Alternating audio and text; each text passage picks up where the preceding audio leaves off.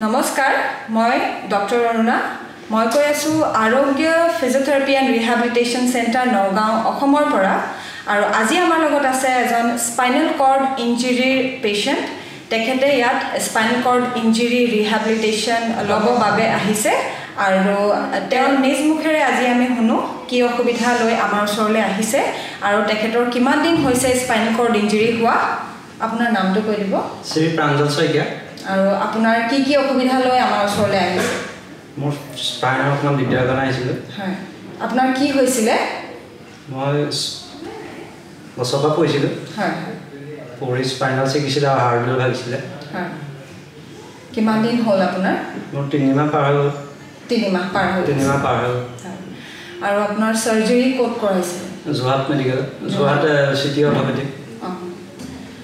তাৰ পিছত আপুনি থেৰাপি বা ৰিহেবিলিটেশ্যনৰ কাৰণে ট্ৰাই কৰিছিলে নে কৰিছিল হয় হয় ক'ত কৰাইছিলে ক'ত কৰিছিল বাহিৰত গৈছিলোঁ তাত ভাল নাপালোঁ হয় হয়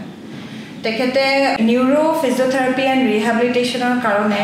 তেওঁ সাউথ সাইডে গৈছিলে আৰু তাত তেখেতৰ যি ট্ৰিটমেণ্ট কৰালে তেখেতৰ ভাল নালাগিলে আৰু তেখেতে তাৰ পিছত আমাৰ ইয়াত কণ্টেক্ট কৰিলে আৰু তাত কেনেকুৱা ধৰণৰ ট্ৰিটমেণ্ট হৈছিলে আপোনাৰ কি কৰাইছিলে নাই তাত অকল থিয় হৈছিলে আৰু অলপ বুকডাউন মাৰিছিলে হয় হয় তাৰপিছত মই বৰ ভাল নেদেখি গুচি আহিলোঁ হয় হয় তাৰপিছত আমাৰ আপুনি কণ্টেক্ট কেনেকৈ পালে আমাৰ চেণ্টাৰৰ মোবাইলৰ থ্ৰুৱেদি পালোঁ ভিডিঅ' থ্ৰুৱেদি তেখেতৰ হৈছে স্পাইনেল কৰ্ড ইনজুৰি তেওঁ কেছ হিষ্ট্ৰী হৈছে তেওঁ গছৰ পৰা পৰিছে তাৰপিছতে তেওঁ স্পাইন ফ্ৰেকচাৰ হৈছে স্পাইনেল বনৰ ফ্ৰেকচাৰ হৈছে আৰু তাৰপিছত চাৰ্জাৰীৰ পিছত এতিয়া তেখেতৰ পেৰাপ্লিজিয়া হৈছে কেছটো হৈছে তেখেতৰ দুইখন ভৰি তেওঁ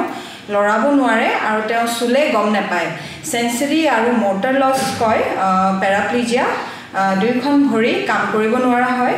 এই ভিডিঅ'টো আপোনালোকৰ লগত শ্বেয়াৰ কৰা আমাৰ উদ্দেশ্য এটাই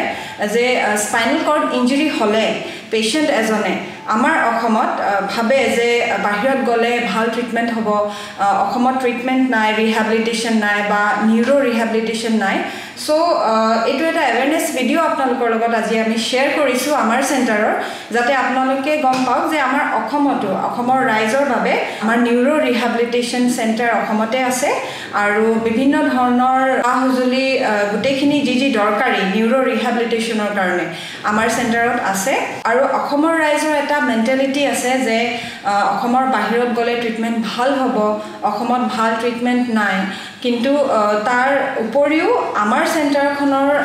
যোনখিনি ছাৰ্ভিচেছ আছে নিউৰো ৰিহেবিলিটেশ্যনৰ কাৰণে গোটেইখিনি আমি প্ৰভাইড কৰোঁ নাৰ্ভৰ যি অসুবিধা হয় অকল নিউৰো ৰিহেবিলিটেশ্যন বুলিয়ে নহয় আমাৰ 4টা পাৰ্ট আছে ছাৰ্ভিচেছৰ চ' তাৰ মাজতে এটা হ'ল নিউৰো ৰিহেবিলিটেশ্যন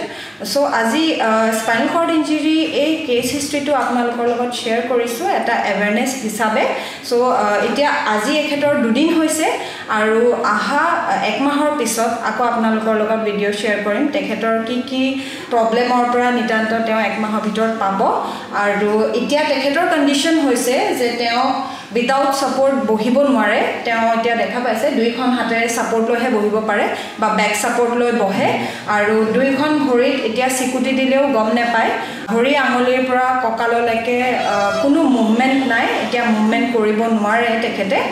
চ' আমি তেখেতৰ পৰা লৈছোঁ 6 মাহ আৰু 6 মান্থছৰ ভিতৰত তেখেতক আমি খোজকাঢ়িব পৰা কৰি দিম আমাৰ ফালৰ পৰা সেইটোৱে চেষ্টা থাকিব এভৰি মান্থত এখেতৰ প্ৰগ্ৰেছ ভিডিঅ' আপোনালোকৰ লগত আমি শ্বেয়াৰ কৰিম আৰু এখেত আহিছে যোৰহাট তেখেত আহিছে যোৰহাট অসমৰ পৰা আৰু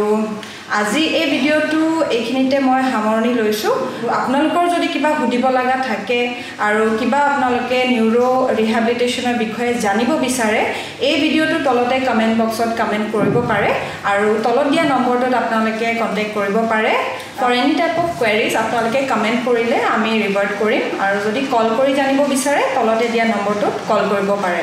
আজিৰ কাৰণে ইমানেই নমস্কাৰ